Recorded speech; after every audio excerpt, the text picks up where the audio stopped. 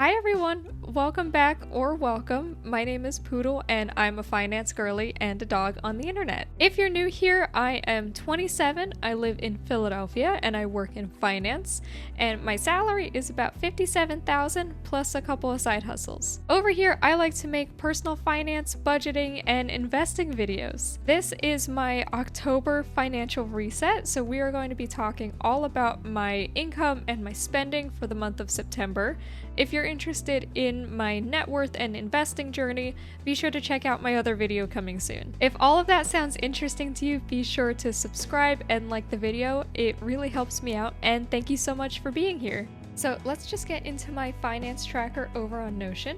If any of you are interested, you can find the link in the description along with a little coupon code for you. So we're just gonna skip past this little net worth section and go straight into my budgeting. So over here for my fixed costs, my largest fixed cost is my rent, which is $750. This is my portion of the rent. I live with one roommate. I budget about $100 for utilities every month. Now you'll see this month was a little bit higher than that, but I'll get into that a little bit later. But I usually budget around $100. My gym membership is $25. And my car insurance varies a little bit, I'm not sure why, but I budget about $170. And then $40 for gas, and my Spotify subscription is about $12.70 something, I think, so I just rounded up to $13. And this brings my total fixed costs to $1,098. Now, this doesn't count like my groceries or fun spending or anything like that. These are just my fixed costs. So over here to my payday routine, I get paid bi-weekly about $1,500 twice a month. So every payday, I put $375.50 towards rent. I put $174 to bills. I invest $600, and then I've got about $350 remaining. So my monthly investing goal is about $1,200. Lately, I've been able to do a little bit more than this because I also have a goal for the year of investing all of my side hustle income. Now down here, you'll see my monthly spending goal at $1,750. I usually don't hit this. I usually go a little bit over. So I don't do zero-based budgeting or anything, so I'm not too worried about going over budget. As long as I'm hitting my monthly investing goal, then I'm pretty happy no matter how things work out. Of course, I try to keep my spending down as much as possible, but I don't really stress too much if I go over this goal here. As long as I'm investing enough and my budget works out in my bank account at the end of the month, that's all I care about. Now let's scroll down here to my little overview for each month. So here you'll see a quick overview for each month of my income, my spending, my investing, and you'll see what I mean here when I say I don't do like the zero-based budgeting. You'll see these numbers don't really add up too well, but this is because of like sometimes money carries over from one month to another. Sometimes I get paid at the end of the month, and so I don't invest it until next month.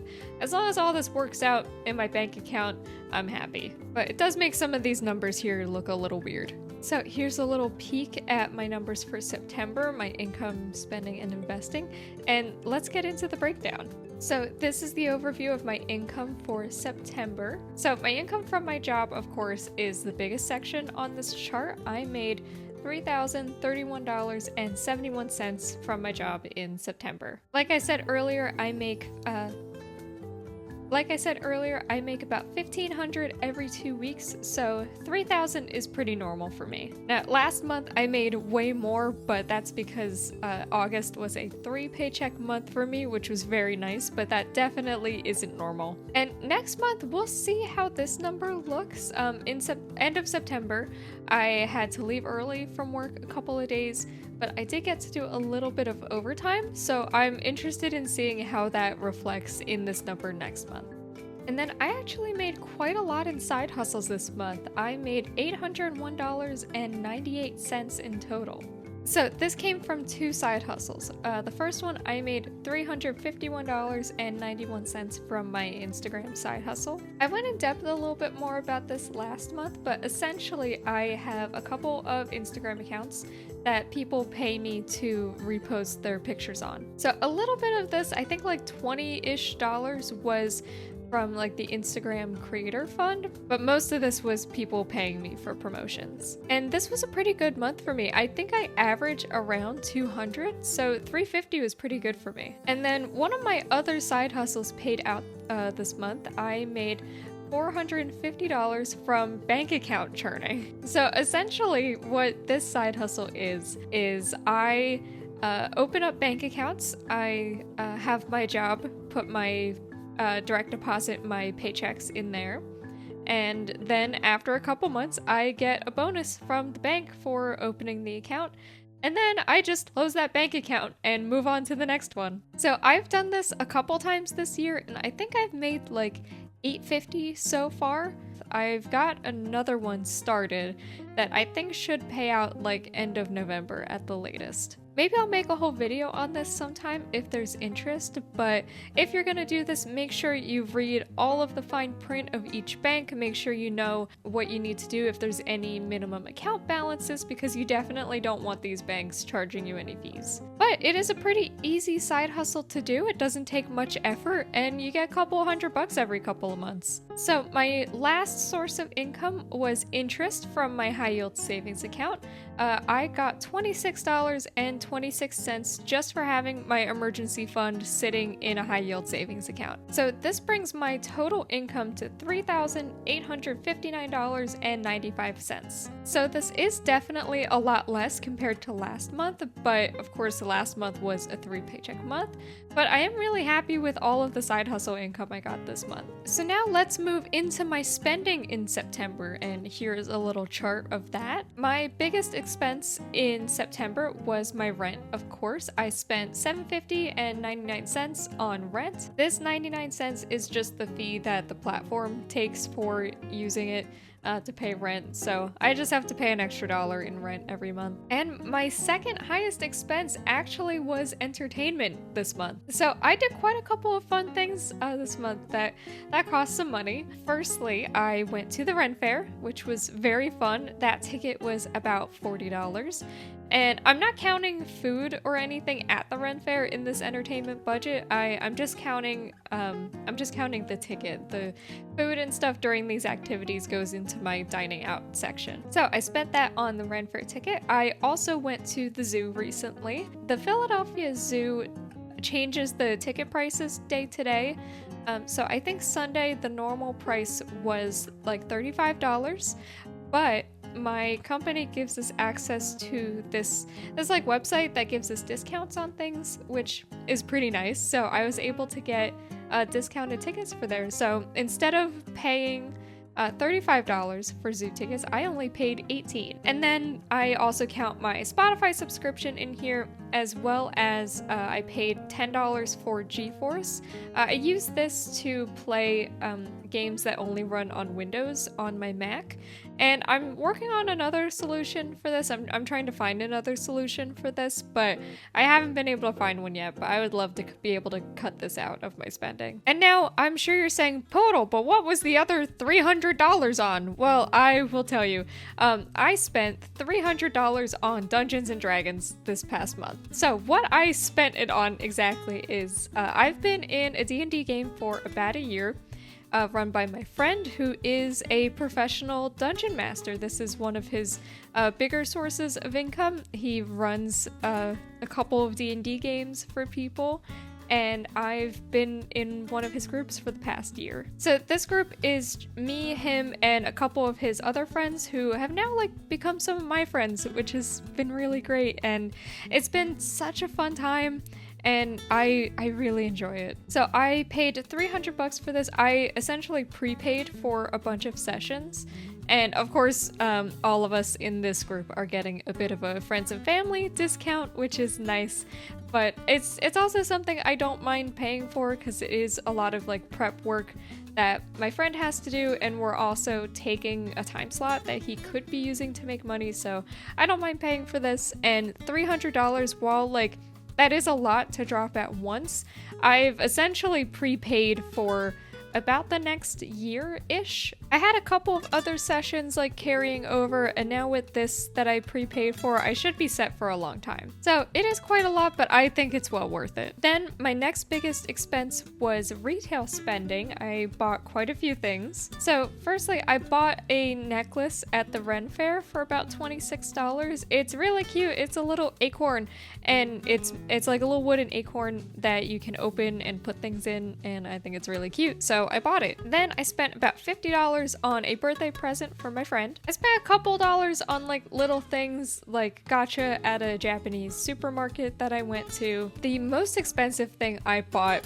was a Notion subscription for $120. So this subscription was for the whole year, which I didn't want to have a monthly payment, and also buying it for the whole year makes it a little bit cheaper. The Notion subscription really helps me with making these videos, honestly. It helps me make these videos a little bit quicker and easier, and it also makes my Notion templates up on my Etsy page look a bit nicer. It gives me more features to use, so that's why I spent that money on the Notion subscription. My next expense was transportation. I spent $2.15 and 33 cents on I got gas once, and then car insurance. Now my utilities, I spent $186.46 this month. This is what I was talking about earlier with my utilities being a bit crazy this month. So what had happened last month, if you watched last month's video, I'm sure you remember me saying like,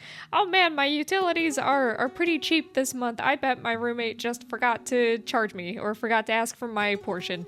And yeah, that's exactly what happened. My roommate had just had them on auto pay and had forgotten to ask me for my portion, so we squared up and we're all good, but it did mean that I had to pay a little extra this month. Now on eating out and restaurants, takeout, I spent less than I expected to. I spent $159.46 in September, which is less than I expected. And I was looking through all of this and looking through everything I spent, and the reason it was so low, even though I ate out a lot, like a lot of different times, but I just bought cheap food. I didn't really go out anywhere super nice or fancy. The most expensive meal I bought was $25, and everything else was like a lot less. So even though I went out to eat a lot, it only added up to like $160, which I'm pretty happy with. And then I spent $114.32 on groceries. And then healthcare, I spent $106.65,